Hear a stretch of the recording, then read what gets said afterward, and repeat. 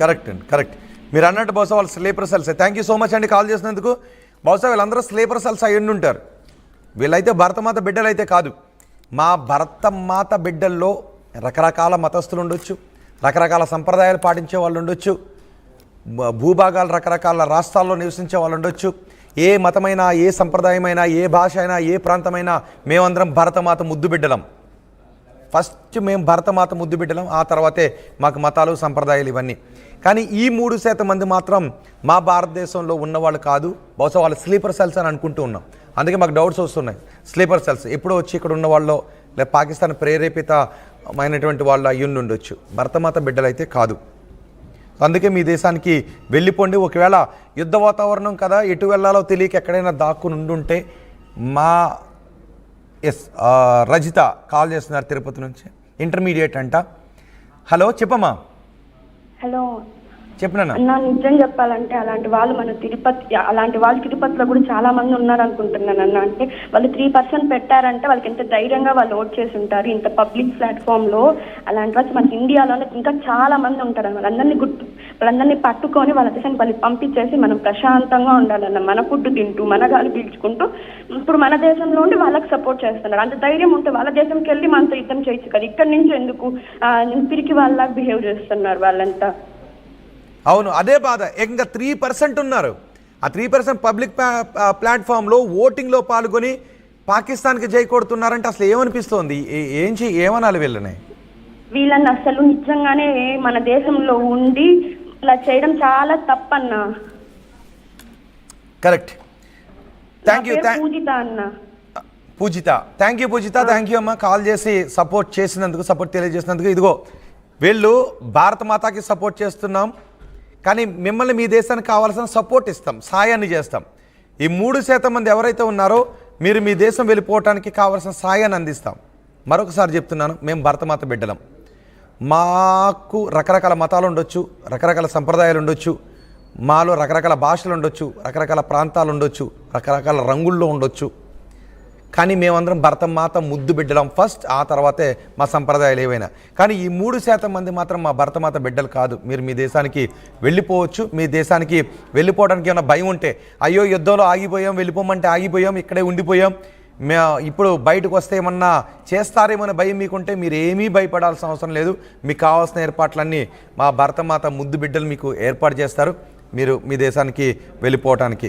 ఇంకా 3% మంది ఉన్నారు అంటేనే ఆశ్చర్యం కలుగుతుంది. ఓకే, నేను ఒక 2 మినిట్స్లో షోని 1:35కి నేను షోని కంక్లూడ్ చేస్తాను. 1:35కి నేను లైవ్ 1:35 వరకు నడుపుదాం. ఇంకా 3 నిమిషాలు అన్ని కాల్స్ తీసుకుందాం. ఇందులో ఈ 3% కాల్స్ వచ్చినా, మిగిలిన కాల్స్ వచ్చినా ఒక 2 నిమిషాలు 1:35కి మనం షోని క్లోజ్ చేద్దాం, ఆపుదాం. సో ఈ 3 నిమిషాల్లో ఎవరైనా ఈ 3% మందిలో ఎవరైనా ఒక్కరైనా ఈ 3 నిమిషాల్లో మీరు కాల్ చేయాలనుకుంటే రావచ్చు. మీకు కాల్ చేయాలంటే మా దేశ బిడ్డలు కూడా ఇంకో 2 నెంబర్లు ఉన్నాయి కదా, మరో నెంబర్లో మా దేశ బిడ్డలు కూడా మేము కాల్స్ తీసుకునే అవసరం అయితే మాట్లాడవచ్చు మీరు. Okay, PCR. Yes, hello. Hello, ఆర్టీవీకి ధన్యవాదాలు అండి. థ్యాంక్ యూ అండి. మీకు కూడా ధన్యవాదాలు. Thank you so much. అయితే ఇక్కడ ముస్లిం సోదరు ఇప్పుడు ఆ 3% పెరిగింది కదా, ఫస్ట్ 2% నుంచి 3% పెరిగింది కదా సార్. మన ముస్లిమ్స్ పెద్దలకు నా విన్నపం ఒకటి, ముస్లిం పెద్దలకు, ముస్లిం సోదరులకు వీళ్ళు ఖచ్చితంగా ఇంట్రెస్ట్ పెట్టి వాళ్ళు దొరుకుతారు సార్. వాళ్ళు అంటే నిజానికి మన అన్ని మతాలు ఉన్నా మనందరం సోదరులమే. మన ఇండియాకు ద్రోహులే, మన ఐక్యతను దెబ్బతీస్తారు, ముస్లిం మనల్ని దెబ్బతీస్తారు. నో మనం మతం గురించి మాట్లాడద్దు, ముస్లిమ్స్ గురించి మాట్లాడద్దు. I'm sorry. లేదు, ముస్లిం అనకాసిన మన సోదరులు, అంటే ముస్లిమ్స్ మన సోదరులే, క్రైస్తవులు మన సోదరులు. వీళ్ళకి ఎందుకంటే పహల్గామ్ ఘటనలో ఒక ముస్లిం సోదరుని చంపేశారు వాళ్ళు. ఒక ముస్లిం సోదరుడు. నాకు ముస్లిం ఫ్రెండ్స్ ఉన్నారు, నాకు ముస్లిమ్స్ ఫ్రెండ్స్ ఉన్నారు, నా బిజినెస్ లో ముస్లిమ్స్, హిందువులు అందరూ ఉన్నారు. సో ముస్లిం సోదరులకు, ముస్లిమ్స్ సిస్టర్స్ చెప్పేది ఒకటి, వీళ్ళని కొంచెం గుర్తించి ఇది చేస్తే, మనకు సపోర్ట్ ఇస్తే వాళ్ళు పంపించేస్తారు. సో భారతదేశ ప్రజలు మనం ఒకసారి మన ఈ కాంటెస్ట్ లో, ఈ సందర్భంలో మనం మతం గురించి మాట్లాడుకోవద్దు దయచేసి. అందరికీ నాకు మతం కాదు ముఖ్యం, ఇండియన్స్ ముఖ్యము. అంటే ఇప్పుడు ఎవరైతే 3% ఉన్నారో వాళ్ళని పట్టుకోవాలంటే కొంచెం అందరు సహకారాలు ఉండాలి మనకు. ఖచ్చితంగా మన సోదర సోదరీమణులు వాళ్ళకి ఎట్లా సిగ్గు లజ్జ లేదు. లైవ్లో రమ్మని మీరు అంతసేపు వచ్చి మాట్లాడుతున్నారు, అసలు లైవ్లో రావట్లేదు, వాళ్ళు మాట్లాడటానికి కూడా ధైర్యం లేదు. వాళ్ళు నిజంగా ఒక అమ్మ అబ్బకు కొడితే ఖచ్చితంగా లైవ్లోకి వచ్చి మాట్లాడకచ్చింటారు. Correct. Thank you so much అండి. ఇక్కడ మతాల ప్రస్తావన లేదు, సంప్రదాయాల మాట లేదు, ప్రాంతాల భేదం లేదు, మతాల భేదం లేదు, భాషల భేదం లేదు. కేవలం మనందరం భారతీయుల బిడ్డలం. పాకిస్తానా భారత్ అంతే. మీకు పాకిస్తాన్ కావాలా, భారత్లో ఉండాలా? భారత్లో ఉన్న వాళ్ళందరూ మా సహోదరులే, భారత్లో ఉన్న వాళ్ళందరూ నా అన్నదమ్ములే, అక్క చెల్లెళ్ళే, తల్లులే. ఇక్కడ భారతదేశంలో ఏ మతస్థుడు, ఏ ప్రాంతస్థుడు, ఏ భాష, ఏ సంప్రదాయం ఇవన్నీ అనవసరం. మాకు భరతమాత ముద్దు బిడ్డలు అంతే. సో ఈ భరతమాత ముద్దు బిడ్డల్లో ఈ పాకిస్తాన్ వాళ్ళ ఆచూకీ తెలిస్తే వాళ్ళు పోలీస్ స్టేషన్కి సమాచారం ఇవ్వండి. మతాల ప్రస్తావన లేదు, ఏ మతమైనా ఓకే, ఏ సంప్రదాయమైనా ఓకే, కానీ మనందరం ఒక్కటే, ఫస్ట్ భరతమాత ముద్దు బిడ్డలం. ఒక కాల్, లాస్ట్ కాల్ మనం తీసుకుందాం. ఓకే, ఆఖరి కాల్ మనం 1:35 వరకు ఇచ్చాం కాబట్టి మిగిలిన వాళ్ళు ఎవరైనా మాట్లాడాలనుకుంటే చాలామంది కాల్ చేస్తున్నారు, మెసేజెస్ కూడా వస్తున్నాయి. కాల్ తీసుకున్నాం, వచ్చిన కాల్స్ అన్నీ తీసుకున్నామండి.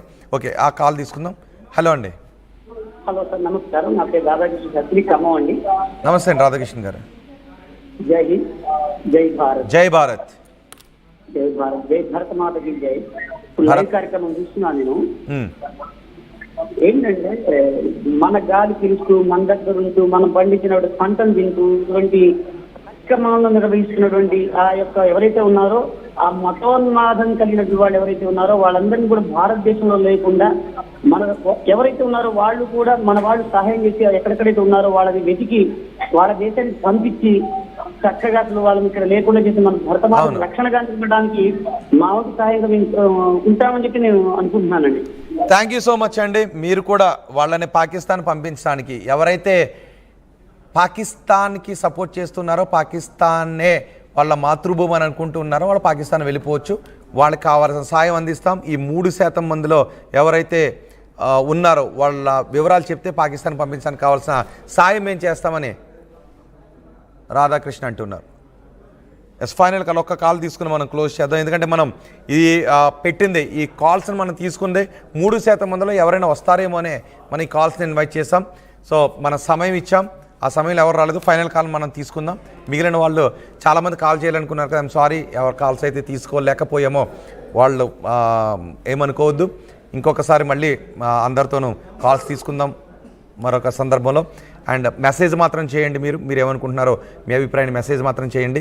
చాలామంది కాల్స్ మనం ఎక్కువ కాల్స్ తీసుకున్నాం, అందుకే ఎక్కువసేపు వెయిట్ చేసాం. చాలామంది కాల్స్ తీసుకున్నాం. ఫైనల్ కాల్ ఒకటి తీసుకుందాం.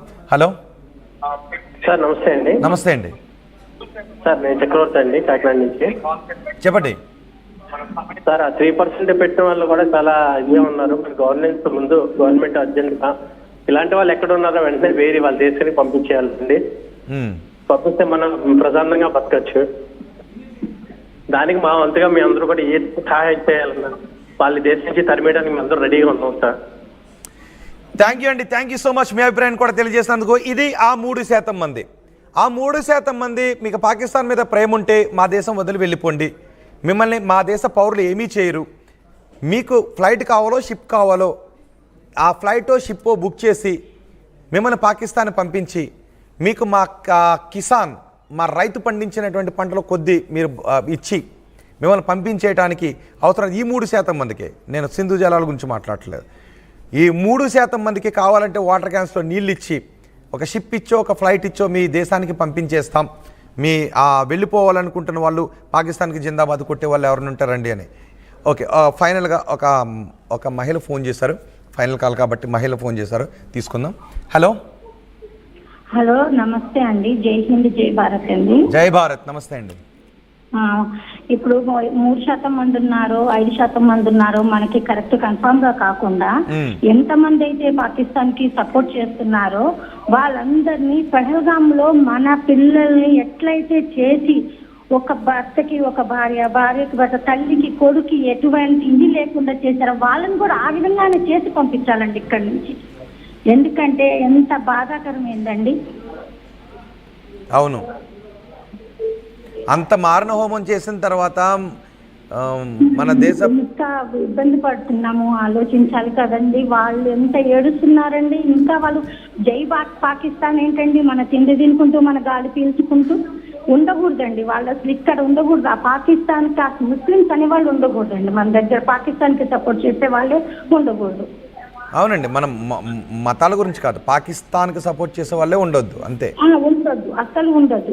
పాకిస్తాన్కి సపోర్ట్ చేసే వాళ్ళే ఉండొద్దు. మా వంతు సాయంగా మేము అవసరమైతే డబ్బు పరంగానైనా సహాయం చేస్తాం, వాళ్ళని పంపించేయండి. థ్యాంక్ యూ అండి, థ్యాంక్ యూ సో మచ్.